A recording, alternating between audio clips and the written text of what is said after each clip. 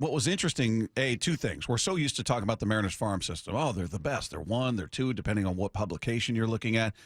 That's no longer true because the majority of those players that made them the number one or number two farm system are either up with the big club now or they've been traded.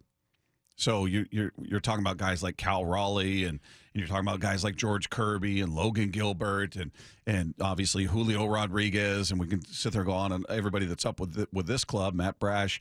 You trade away Noelvi Marte. So the majority of those guys that were responsible for that ranking are gone.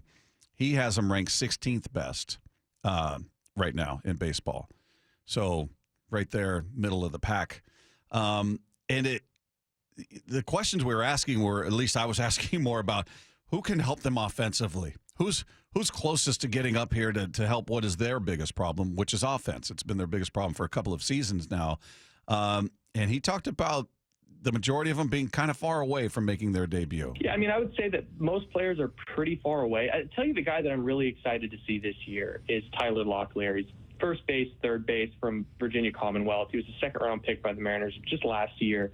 Just gotten a taste of A-ball and Modesto. One thing that we do at Prospects Live a lot is we really, really lean on analytics when we're doing player evaluations. And Tyler Locklear was in the 99th percentile in like just about every offensive category in regards to his peers in college baseball. So the offensive impact really can't be overstated here. I don't think he's going to debut this year, but it wouldn't surprise me if he blows through Everett, ends up in Arkansas, and, if he really is the special bat that some of his underlying numbers would suggest, it wouldn't stun me to see him up in September and taking some at-bats. Okay, so maybe a September call-up. It's kind of exciting, though. I mean, there's a guy that most people have not heard of. I'm sure Shannon Dreyer knows all about him, but yeah, he's not the name you hear over and over and over when we're talking about different players. I mean, we were hearing Noel Marte's name over and over. We've heard Harry Ford's name quite a bit. He's right. Younger, and then quickly, this is just what he had to say about Harry Ford. It's going to be a linchpin season for Harry Ford. I'm interested to see what the team ends up doing. I'll put it this way. If he ends up hitting like he did the last two-thirds of the season in Modesto last year, and the team really wants to push him to the big leagues as quickly as possible and get that bat in the lineup, you could start seeing him at second base. You could start seeing him at third base, maybe center field, left field. I mean, he really is kind of an outlier type of athlete behind the plate. Like any prospect, any offensive prospect, his value is ultimately going to be dictated by the bat. So, guy that sounds like he can play anywhere. He's a catcher, and I think he went on to talk about, behind the plate, he's good. He says he doesn't have the cannon arm, that he's got I think he's called it a fairly average arm behind the plate.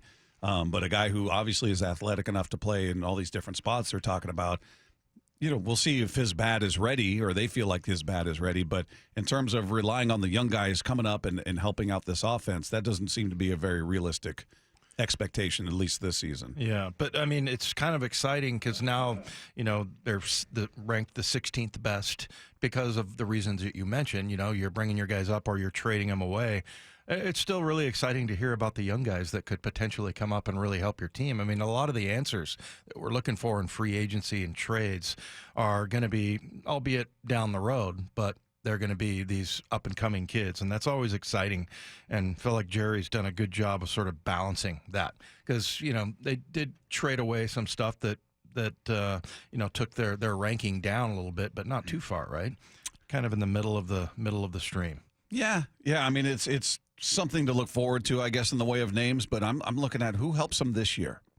What do you do to help the offense? Are we just counting on the progression of everybody? Everybody just gets better? Not these guys, right? Nah, not these guys. So you're just counting on, all right, Julio's going to be that much better. Hopefully it's a bounce-back season for J.P. Crawford, because if you take away April from him, it was not a good year at all for J.P. Crawford.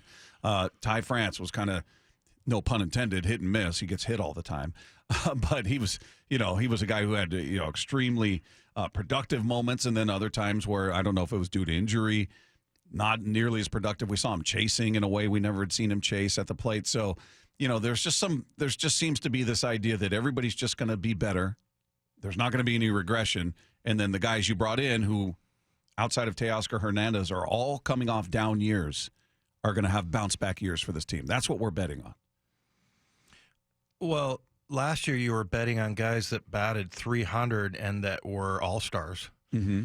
Adam Frazier and Jesse Winker.